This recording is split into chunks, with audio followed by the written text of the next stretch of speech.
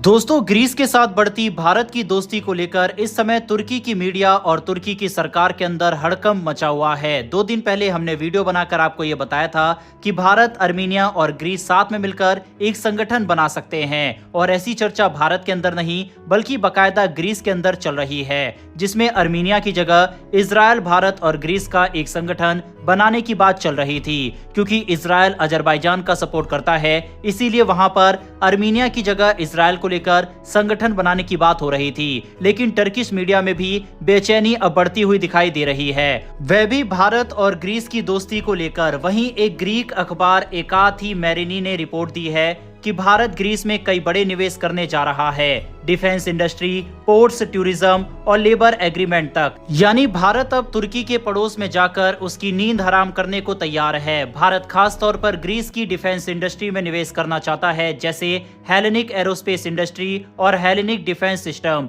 यानी भारत अब ग्रीस को हथियारों और टेक्नोलॉजी में मजबूत करेगा, जिससे तुर्की पर सीधा दबाव बनेगा। इतना ही नहीं, भारत अब ग्रीस के पोर्ट्स में भी दिलचस्पी दिखा रहा है, खासकर थेसलोनिकी पोर्ट में। इसका एक बड़ा मकसद है चीन को यूरोप में कमजोर करना, क्योंकि चीन ने यूरोप के कई पोर्ट्स में पहले ही निवेश किया हुआ है। अब भारत भी मैदान में आ गया है। जैसे ही ये खबरें बाहर आई, तुर्की की मीडिया में खलबली मच गई। एक तुर्की अखबार कैंथ ने लिखा कि पाकिस्तान के साथ तुर्की की दोस्ती के जवाब में भारत ग्रीस का साथ दे रहा है। दूसरे अखबार सोन मुहुर ने यहां तक कह दिया कि भारत अब ग्रीस कार्ड खेल रहा है तुर्की के खिलाफ। मतलब भारत अब सिर्फ बयान नहीं, सीधे एक्शन में उतर आया है। इतना ही नहीं, तुर्की को एक और बड़ा झटका लगा है। भारत की रेलवे कंपनी रेल विकास निगम लिमिटेड ने तुर्की की कंपनी तूमास के साथ अप्रैल 2024 में एक समझौता किया था इंफ्रास्ट्रक्चर प्रोजेक्ट के लिए। लेकिन अब खबरें आ रही है कि भारत इस समझौते को रद्द करने की तैयारी में है,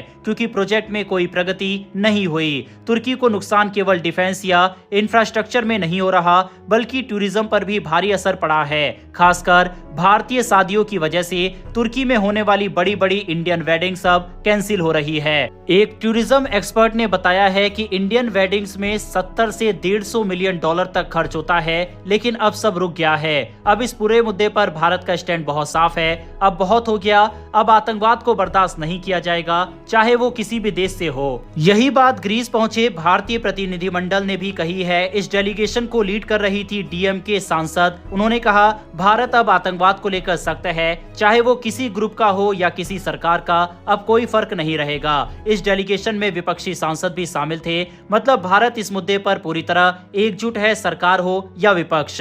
डीएमके सांसद ने एक इवेंट में साफ कहा, भारत अब अलग अलग टेरर अटैक्स को अलग नजर से नहीं देखेगा। जो भी आतंकवाद को समर्थन देगा, भारत उसका कड़ा जवाब देगा। दूसरी तरफ ग्रीस ने यूनाइटेड नेशन से लेकर हर मोर्चे पर भारत का साथ देने का आश्वासन दिया है। आपको बता दें कि ग्रीस इस समय यूनाइटेड नेशन का नॉन परमानेंट सदस्य है, इसीलिए उसका सहयोग भारत के लिए और भी ज्यादा अहम बन जाता है। ग्रीस खुद भी भारत के डिफेंस इंडस्ट्री में ज्यादा से ज्यादा इन्वेस्टमेंट करना चाहता है, जिससे उसे कई भारतीय हथियारों का एक्सेस मिल सके। और इसी को लेकर हमने 2 दिन पहले वीडियो बनाकर आपको बताया भी था कि अर्मीनिया और ग्रीस भारत के उत्तर प्रदेश के अंदर जो डिफेंस कॉरिडोर है उसमें इन्वेस्टमेंट कर रहे हैं। साफ है दोस्तों, तुर्की ने भारत से पंगा लेकर न सिर्फ अपने बिलियंस ऑफ डॉलर का नुकसान करवाया, बल्कि उसके दुश्मन देश को और मजबूत करने की भारत को एक बड़ी वजह दे दी है। पहले ही अर्मीनिया को भारत की तरफ से सप्लाई किए गए हथियारों की वजह से अजरबैजान परेशान है।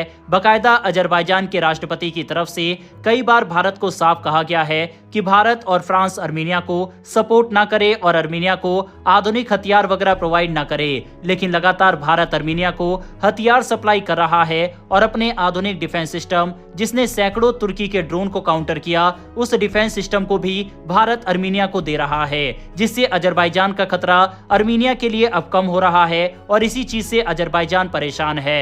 अब ऐसे ही भारत तुर्की के खिलाफ ग्रीस को और भी मजबूत कर सकता है। यहाँ पर दोस्तों इंटरेस्टिंग बात यह है कि ग्रीस को लेकर चर्चा भारत के अंदर बहुत कम है, लेकिन इस समय ग्रीस की मीडिया और तुर्की की मीडिया के अंदर भारत और ग्रीस की दोस्ती को लेकर काफी चर्चाएं हैं। हमने अपनी पिछली ग्रीस वाली वीडियो में आपको बताया था कि किस तरह से वहां पर कई पॉडकास्ट के अंदर ये बात खुलकर कही जा रही है कि अब भारत को तुर्की के खिलाफ खुलकर उतर जाना चाहिए और ग्रीस का खुलकर सपोर्ट करना चाहिए। साथ ही एक नया संगठन बनाना चाहिए जिसमें इजराइल, भारत और ग्रीस शामिल हो। आपको बता दें कि इजराइल के साथ भी तुर्की ने अपने संबंध काफी खराब कर रखे हैं। तुर्की ने लगातार हथियार वगैरह इजराइल के दुश्मन देश को दिए हैं, साथ ही कई सैंक्शन वगैरह इजराइल के ऊपर लगाए हैं। इस वजह से इजराइल की भी खुंदस तुर्की पर काफी ज्यादा है। यहाँ पर एक और इंटरेस्टिंग बात यह है कि ऑलरेडी भारत के पास इजराइल का हाइफा बंदरगाह है। अब अगर ग्रीस का बंदरगाह भी भारत को मिल जाता है तो इससे भारत को व्यापार में और भी काफी ज्यादा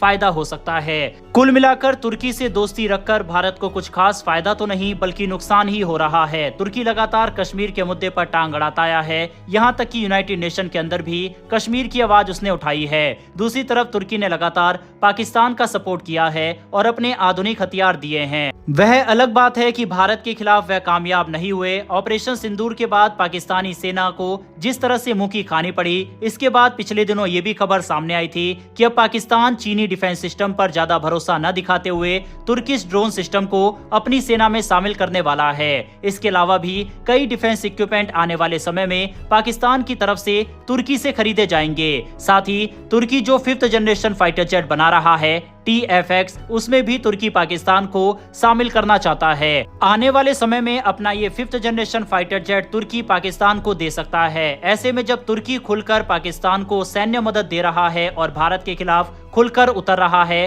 तब हमें भी ग्रीस कार्ड खेलने से पीछे नहीं हटना चाहिए और खुलकर ग्रीस को सपोर्ट करने की जरूरत है और अपने आधुनिक हथियार को ग्रीस को देने की जरूरत है जिससे तुर्की का सामना वह डटकर कर सके। आपको बता दें कि ग्रीस की वायुसेना भी राफेल फाइटर जेट का इस्तेमाल करती है, साथ ही उसके पास F-16 फाइटर जेट भी है और यही F-16 पाकिस्तानी वायुसेना के पास भी है। भारत ने ग्रीस के साथ कई बार युद्ध अभ्यास भी किया है। ऐसे में भारत को F-16 के बारे में अच्छी खासी जानकारी पहले से ही है। साफ है कि ग्रीस, भारत और अर्मीनिया की दोस्ती से इस समय तुर्की, अजरबैजान और पाकिस्तान तीनों परेशान है, क्योंकि भारत के आधुनिक डिफेंस सिस्टम, साथ ही मिसाइल के क्षेत्र में भारत दुनिया के किसी भी देश से कहीं ज्यादा आगे है। न सिर्फ भारत के पास दुनिया की सबसे तेज सुपरसोनिक क्रूज मिसाइल है, बल्कि इसके अलावा भी भारत के पास advance air to air missile से लेकर एयर टू ग्राउंड और सरफेस टू सरफेस मिसाइल है। वहीं पाकिस्तान के खिलाफ जिस तरह से इनका इस्तेमाल करके भारत ने दुनिया भर के देशों को दिखाया और ये बताया है कि भारतीय सेना कितनी कैपेबल है और कितनी एक्यूरेसी के साथ टारगेट हिट करती है, इससे पाकिस्तान के साथ साथ अब तुर्की और अजरबैजान भी परेशान होने वाले हैं, क्योंकि भारत ये कैपेबिलिटी अर्मीनिया और ग्रीस को दे सकता है। साफ है कि आने वाले समय में भारत, ग्रीस और अर्मीनिया के रिश्ते और भी ज्यादा मजबूत होने वाले हैं और भी ज्यादा एडवांस हथियारों की खरीद ये दोनों देश भारत से करने वाले हैं और साथ ही कई युद्ध अभ्यास तीनों देशों के आपस में होते हुए हमें दिखाई देंगे।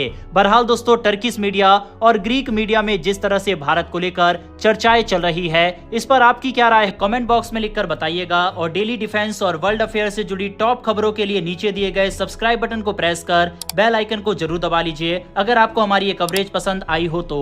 फिलहाल इस वीडियो में इतना ही, फिर मिलेंगे ऐसी एक नई वीडियो के साथ। धन्यवाद। जय हिंद, जय भारत।